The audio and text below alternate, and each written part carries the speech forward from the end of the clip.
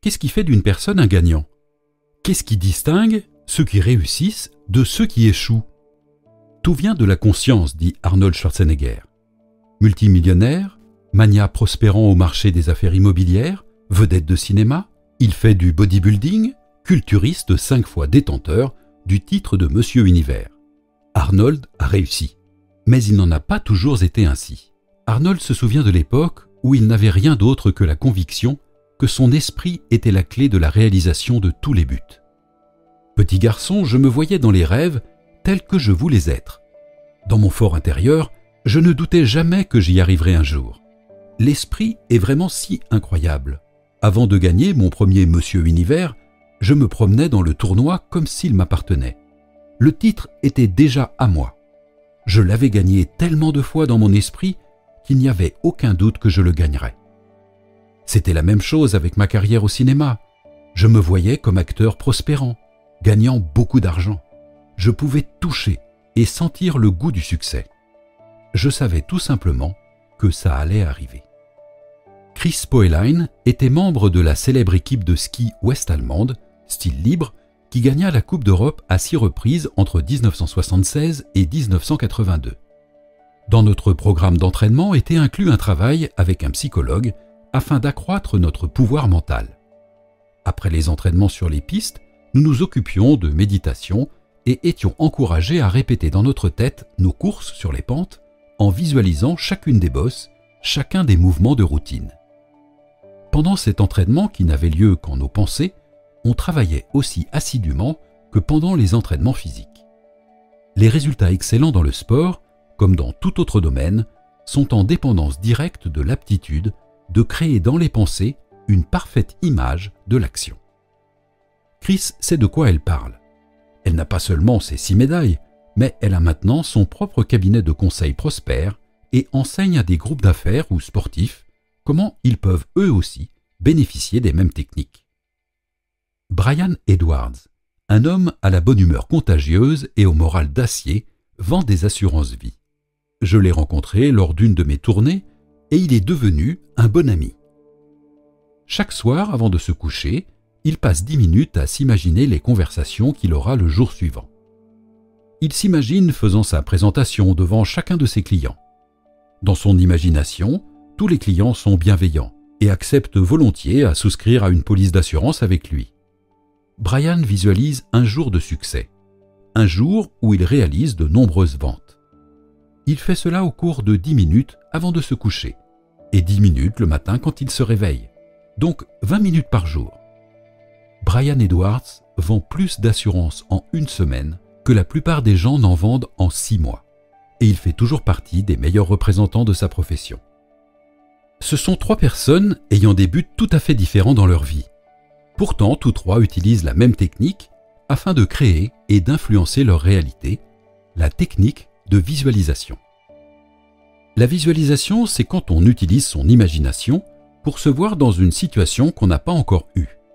C'est quand on s'imagine posséder ou avoir ce qu'on veut et réaliser avec succès ses désirs. Par exemple, disons que vous voulez être plus confiant. En utilisant la visualisation, vous vous imaginez comme une personne pleine d'assurance. Vous vous voyez faire des choses, parler aux gens, tout cela avec une grande confiance. Vous vous imaginez dans des situations qui vous posent normalement des difficultés, et vous vous voyez dans ces situations à l'aise, confiant et performant. Vous pouvez même imaginer vos amis et associés vous complimentant et vous félicitant pour votre nouvelle sérénité.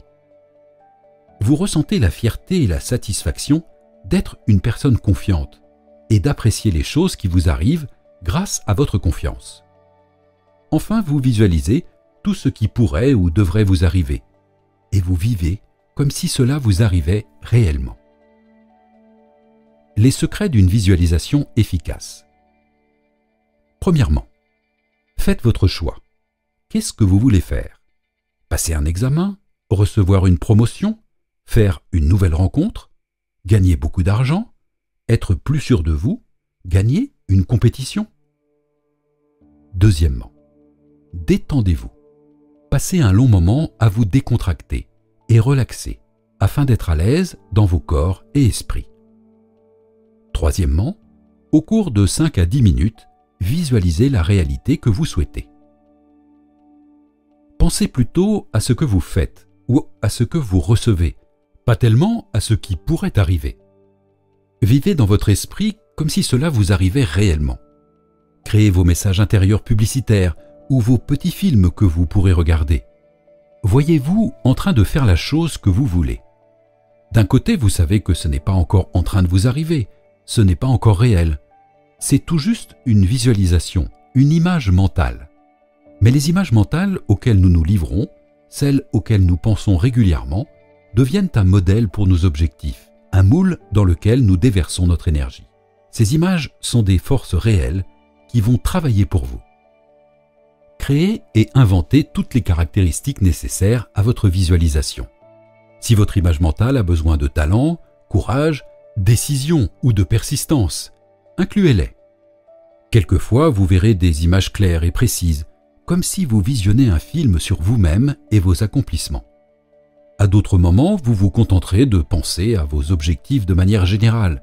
C'est très bien ainsi. Vous pouvez alterner en prenant quelques minutes sur la visualisation précise, puis sur la plus diffuse. Vous pouvez également vous concentrer sur la technique qui vous convient le mieux. La visualisation concrète. Recueillez mentalement les images et les scènes désirées. Suivez le scénario ainsi créé et repassez-le plusieurs fois dans votre esprit. La visualisation improvisée. Laissez les images et les pensées aller et venir, sans les choisir directement, à condition qu'elles présentent des résultats positifs de vos buts. Pratiquez toutes les deux méthodes, mais n'oubliez pas que l'essentiel, c'est la pratique. Nombreux sont ceux qui ont des difficultés aux étapes initiales de la visualisation. Leur esprit ne veut pas coopérer pour visualiser les scènes désirées. Ne vous inquiétez pas si cela vous arrive. Les images n'ont pas besoin d'être parfaites. Si vous pratiquez régulièrement la visualisation, vous serez surpris de constater que peu à peu, votre esprit commencera à produire les pensées et les images que vous choisissez. Je dois mentionner ici que la visualisation d'un objet, seulement une ou deux fois, a très peu d'effet. Les résultats viennent lorsque l'image est imprimée encore et encore et encore, pendant une période de semaines ou des mois, jusqu'à ce que votre objectif soit atteint. Ne cherchez pas à évaluer votre succès après seulement une ou deux tentatives. Si subitement vous avez des doutes, ce qui arrive parfois, vous n'avez qu'à les ignorer. N'essayez pas de leur résister ou de les combattre. Laissez simplement ces pensées aller et venir dans votre conscience sans y prêter attention. Continuez à répéter la visualisation et tout sera en ordre naturellement. 2 conditions pour une visualisation réussie. 1. Visualisez toujours votre but comme s'il était en cours d'accomplissement. Faites-le réel dans votre conscience avec les moindres détails. Employez-vous dans le rôle et incarnez-le dans votre esprit. 2. Visualisez votre but au moins une fois par jour. La force vient avec la répétition. Chaque pensée née dans votre esprit et nourrie régulièrement influencera favorablement votre vie. Chers auditeurs, nous espérons que vous avez aimé ce livre. Vous pouvez écouter la version intégrale du livre en suivant le lien dans la description. Si vous voulez participer au tirage au sort de cadeaux sympas, abonnez-vous à la chaîne, cliquez sur « J'aime » et laissez un commentaire sous la vidéo.